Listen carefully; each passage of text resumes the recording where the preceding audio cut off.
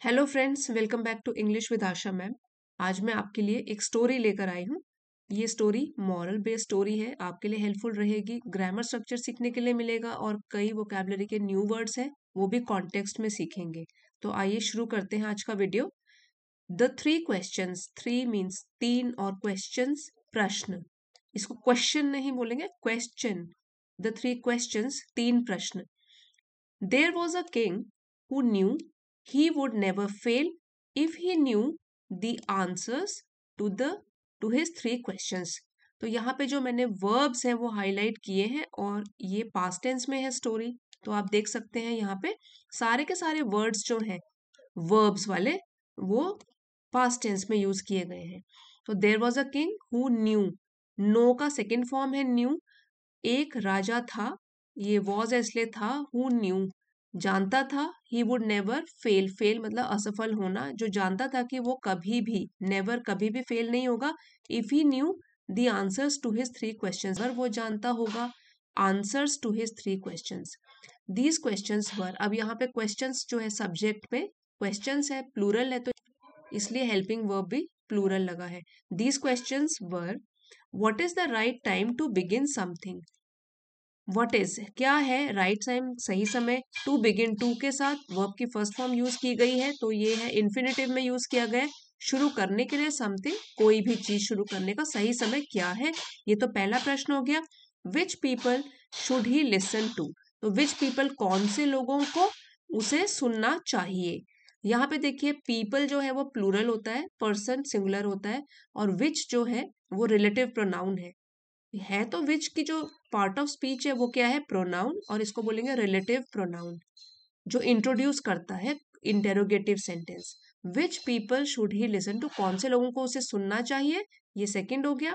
What is the most important thing for him to do, क्या है चीज जो कि सबसे इंपॉर्टेंट है, सबसे महत्वपूर्ण है उसके लिए, करने के लिए। मोस्ट, तो ये थर्ड डिग्री है, जैसे कि मच, मोर, मोस्ट, ठीक है, सुपरलेटिव डिग्री है, उसके साथ द भी यूज करते हैं। तो सबसे इंपॉर्टेंट चीज क्या होगी करने के लिए। To find the answers, answers जानने के लिए, उत्तर जानने के लिए। टू के साथ देखिए फिर से वर्ब फर्स्ट फॉर्म यूज की गई है, इन्फिनेटिव में है ये, जानने के लिए उत्तर। ही सेंट, सेंड का सेकेंड फॉर्म हो गया सेंट, उसने भेजे, मैसेंजर्स दूत, थ्रू आउट पूरी तरफ उसने क्या भेजे, अपने दूत भेजे। Promising a large some of money, promising मतलब वादा करके, लार्ज सम बहुत ही बड़ा अमाउंट देगा पैसे का, टू द करेक्ट पर्सन जो भी सही उत्तर देगा उस आदमी को वो, देखिए यहाँ पे पर्सन है तो उस व्यक्ति को वो बहुत बड़ा सम अमाउंट देगा पैसे का। मैनी वाइज मैन केम, अब मैनी वाइज मैन कई बुद्धिमान लोग, वाइज लोग आए, कम का सेकेंड फॉर्म है केम, बट फेल्ड, ये भी सेकेंड फॉर्म है फेल्ड, लेकिन वो असफल हो गए, बिकॉज देयर, यहाँ पे है THERE, there were different answers to all the questions which made him dissatisfied with the answers. There were, क्योंकि यहाँ पे देखिए आंसर्स है ना, प्लूरल है, तो उसकी वजह से हमने यहाँ पे बोला है वर। अगर एक ही आंसर होता तो वॉज बोलते, क्योंकि बहुत सारे अलग अलग उत्तर थे उन प्रश्नों के, जिसकी वजह से जो राजा था वो क्या बन गया, डिससेटिस्फाइड। सेटिस्फाइड का मतलब होता है संतुष्ट, और डिस हमने इसमें प्रीफिक्स लगा दिया, वो हो गया असंतुष्ट, वो असंतुष्ट बन गया विद द आंसर, सभी उत्तर सुन सुन के वो क्या हो गया, असंतुष्ट हो गया। Then he decided to get his answers from a hermit, तो हर्मिट का मतलब होता है साधु, एक हर्मिट से उसने फिर डिसाइड किया, फैसला किया कि वो जानेगा इन उत्तर को अपने एक साधु से, who was known for his wisdom, जो कि जाना जाता था। वॉज के साथ वर्ब थर्ड फॉर्म लगी है, ये है पास्ट इंडेफिनिट का passive, who was known for his wisdom, जो कि अपनी बुद्धिमानी के लिए जाना जाता था। The hermit who lived in the woods, तो हर्मिट जो साधु था जो कि रहता था वुड्स, वुड्स यहाँ पे है कि जंगल में, had never left the woods, तो यहाँ पे हैड के साथ वर्ब की थर्ड फॉर्म लगी है, ठीक है, साथ में लगाया है नेवर। तो हैड के साथ जब होती है वर्ब की थर्ड फॉर्म वो होता है पास्ट परफेक्ट का स्ट्रक्चर। तो the hermit who lived in the woods, जो साधु जंगल में रहता था, हैड नेवर लेफ्ट, उसने कभी नहीं छोड़ा था, द वुड्स मतलब कि जंगल को कभी नहीं छोड़ा था, वहां से कभी गया नहीं था बाहर। And had never met anyone but simple people, had के साथ फिर से यहाँ पे वर्ब थर्ड फॉर्म लगी हुई है, पास्ट परफेक्ट में है, और उसने कभी भी मिला भी नहीं था वो कभी भी एनीवन, किसी से भी, बट सिंपल पीपल, मतलब कि सिंपल पीपल को छोड़कर वो किसी से नहीं मिला था। यहाँ पे इसका मतलब है कि सिंपल पीपल को छोड़कर, साधारण से लोगों को छोड़कर वो कभी भी लोगों से नहीं मिला था। With this much information he decided to dress up ordinarily.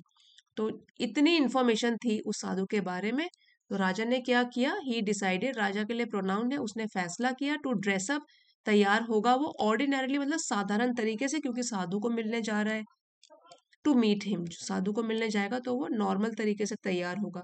Before reaching his हट the king left his horse with his bodyguard and went on alone. ये भी देखिए, लीव का सेकेंड फॉर्म है लेफ्ट, और ये जो है गो का सेकेंड फॉर्म है वेंट। तो ये है सिंपल पास्ट में सेंटेंस। बिफोर रीचिंग हिज हट, उस हट या कुटिया में पहुंचने से पहले, बिफोर मीन्स पहले, द किंग लेफ्ट, किंग ने छोड़ा अपना घोड़ा, विद हिज बॉडीगार्ड, अपने बॉडीगार्ड के पास, एंड वेंट ऑन अलोन, और वो अकेला चल पड़ा। वेंट मतलब गया। वेन ही रीच्ड द हट he saw the hermit digging the ground in front of his हट। वेन ही रीच्ड, जब वो पहुंचा, रीच मतलब पहुंचा, हट कुटिया में, ही सॉ, सी का सेकेंड फॉर्म हो गया, उसने देखा, द हर्मिट डिगिंग, कि वो हर्मिट है वो खोद रहा था, ये आईएनजी फॉर्म है डिग की, मतलब कि खोद रहा था। Saw the hermit digging the ground, मतलब कि वो जमीन खोद रहा था, इन फ्रंट ऑफ हिज हट, अपनी कुटिया के आगे। The hermit greeted the king, तो हर्मिट ने ग्रीट किया मतलब स्वागत किया, सेकेंड फॉर्म में है, ये भी ईडी लगा हुआ है। The hermit greeted the king, उसने किंग का स्वागत किया, एंड कंटिन्यूड डिगिंग, और वो खोदता रहा। He was an old and weak man, वो था एक बूढ़ा और कमजोर आदमी। ये किसकी बात हो रही है, हर्मिट की। The king asked him the answers of his 3 questions, तो राजा तो बेताब है अपने आंसर्स जानने के लिए, तो राजा ने क्या किया, पूछे हिम, हर्मिट से, आंसर्स जवाब पूछे अपने तीनों प्रश्नों के। हाउएवर, हालांकि, the hermit did not answer, ये डिडंट है, कॉन्ट्रैक्टेड फॉर्म है, खोल के लिखेंगे तो did plus not, did not, the hermit did not answer. और देखिए इसके साथ, डिड के साथ हमेशा वर्ब की फर्स्ट फॉर्म लगती है, तो हर्मिट ने कोई भी जवाब नहीं दिया, he just kept on digging, वो बस खोदता चला गया। केप्ट, कीप का सेकेंड फॉर्म हो गया, कि वो खोदता रहा। The king then took his spade from him and dug, तो टेक का सेकेंड फॉर्म हो गया टुक, ठीक है, और डिग का सेकेंड फॉर्म है डग। तो द किंग देन टुक मतलब किंग ने, राजा ने फिर लिया उसका स्पेड, स्पेड मतलब फावड़ा। यहाँ आपने अगर ब्लर सी पिक्चर की हुई है, यहाँ पे अगर आप देखोगे ये जो है ये वाला, इस टूल को कहते हैं फावड़ा, जिससे कि जमीन खोदते हैं। तो उसने उसका स्पेड लिया उससे, एंड डग, और उसने खोदा। द हर्मिट थैंक्ड हिम, तो हर्मिट जो था साधु, उसने उसको थैंक किया, धन्यवाद किया। After digging 2 beds the king repeated his questions, तो आफ्टर डिगिंग मतलब खोदने के बाद, 2 बेड्स, 2 क्यारियां, बेड्स यहाँ पे है क्यारियां। द किंग रिपीटेड, किंग ने फिर भी दोहराया, राजा ने फिर से दोहराया, हिज क्वेश्चंस, अपने प्रश्नों को। However, instead of answering him he asked for the spade so that he could dig, तो जो हर्मिट है उसने आंसर तो नहीं दिया, हालांकि उसने इंस्टेड के बजाय, मतलब आंसर देने के बजाय, ही आस्क्ड, उसने पूछा उससे, स्पेड मतलब फावड़ा मुझे दे दो, सो दैट ही कुड डिग, कि वो खोद सकता है, फिर कुड है तो सकता है, कि वो फिर खोद सकता है। But the king did not give him, लेकिन राजा ने उसको वो वापस नहीं किया। डिड के साथ फिर से देखिए वर्ब फर्स्ट फॉर्म यूज है, राजा ने उसको वापस नहीं किया, द स्पेड वो फावड़ा, एंड कंटिन्यू टू डिग, और वो उसने जारी रखा खोदना, कंटिन्यू टू डिग, जारी रखा उसने खोदना। द सन सेट, सूरज भी अस्त हो गया। सेट तीनों फॉर्म में सेट ही रहता है, सेट सेट सेट, ये जो वर्ब है ऑल 3 फॉर्म्स इनकी सेम होती है। द सन सेट, सूरज डूब गया। द किंग स्टूड अप, राजा खड़ा हुआ, स्टैंड का सेकेंड फॉर्म है stood, and asked the hermit if he would answer his questions, तो अब तो सूर्यास्त भी हो गया, तब किंग उससे पूछा उसने हर्मिट को, इफ ही वुड आंसर, अगर वो अब आंसर करेगा उसके प्रश्नों को। If not then he would go home, और अगर नहीं करेगा तो तब वो वापस चला जाएगा, वुड चला जाएगा फिर। देन फिर someone came running, कम का सेकेंड फॉर्म हो गया came, तो तब क्या हुआ, कोई भागता हुआ आया, came running भागता हुआ आया। It was a bearded man, was था वो एक, बियर्ड मतलब दाढ़ी, दाढ़ी वाला आदमी था। Who had pressed his hands against his stomach, had के साथ प्रेस्ड थर्ड फॉर्म में लगा हुआ है ये वर्ब, पास्ट परफेक्ट में है कि उसने दबाया हुआ था, प्रेस मतलब दबाया हुआ था, हिज हैंड्स अपने हैंड्स अगेंस्ट हिज स्टमक मतलब अपने पेट, अपने दोनों हाथों से दबाया हुआ था उसने, from where blood was flowing, जहां से जो ब्लड था, खून था, वो बह रहा था। ये है वॉज और ये है फ्लोइंग, फ्लो के साथ आईएनजी लगा हुआ है, तो ये है पास्ट कंटिन्यूअस टेंस। ये जो क्लॉज है इतना, ये पास्ट कंटिन्यूअस में है कि जहां से उसका खून बह रहा था। The king and the hermit treated him and then, तो जो किंग था, राजा और साधु दोनों के दोनों ने उसको ट्रीट मतलब कि उसको उपचार देना शुरू किया। ट्रीट यहाँ पे उपचार, क्योंकि उसका खून बह रहा है। एंड देन और फिर द ब्लीडिंग स्टॉप, तो ब्लीडिंग मतलब खून बहना, फिर वो अचानक से रुक गया। आफ्टर रीगेनिंग कॉन्शियसनेस, रीगेनिंग मतलब फिर से होश में आना, कॉन्शियसनेस मतलब जो अभी वो क्या हो गया था, बेहोश सा हो गया था, तो रीगेनिंग मतलब जब फिर से उसने गेन करी, फिर से उसको होश आया, कॉन्शियसनेस होश आना, और होश में आकर द बियर्डेड मैन अपोलोजाइज्ड, तो बियर्ड जो दाढ़ी वाला आदमी था उसने अपोलोजाइज मतलब माफी मांगी, अपोलॉजी माफी, अपोलोजाइज मतलब माफी मांगी, to the king and explain, राजा से वापस उसने माफी मांगी और उसको एक्सप्लेन किया, समझाया, हु ही वॉज, कि वो कौन था, उसको बताया।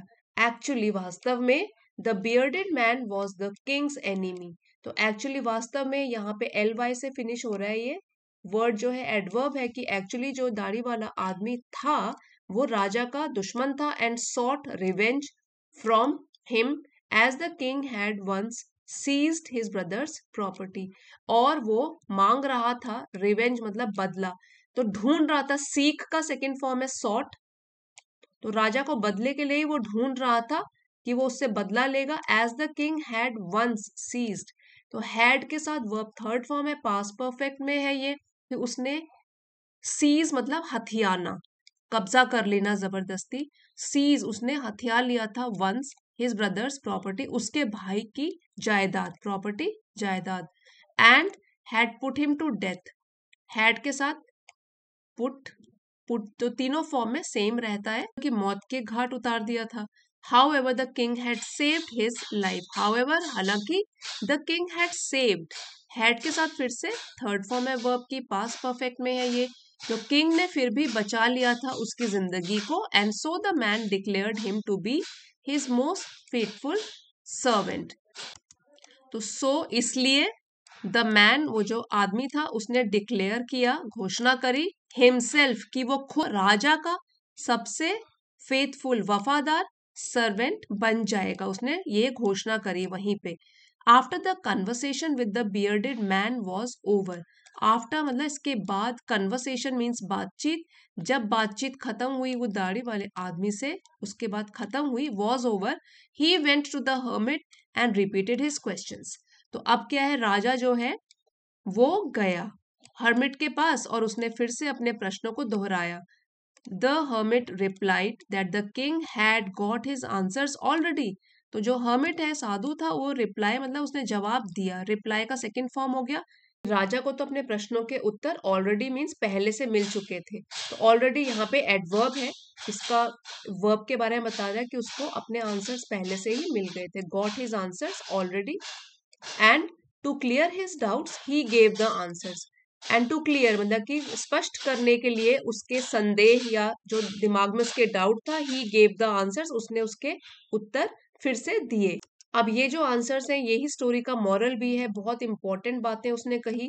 The most important time is now, जो सबसे महत्वपूर्ण टाइम है, समय है, वो है अभी, नाउ, अभी वाला समय हमारे लिए सबसे महत्वपूर्ण है, because we have the power to act only in the present moment, moment मतलब पल या क्षण, तो क्योंकि हमारे पास वी हैव, अब ये उत्तर दे रहा है सामने तो वो कह रहा है कि हैव, ठीक है, we have the power to act, हमारे पास पावर है एक्ट करने की, काम करने की, सिर्फ और सिर्फ प्रेजेंट मतलब कि अभी, अभी वाले क्षण में।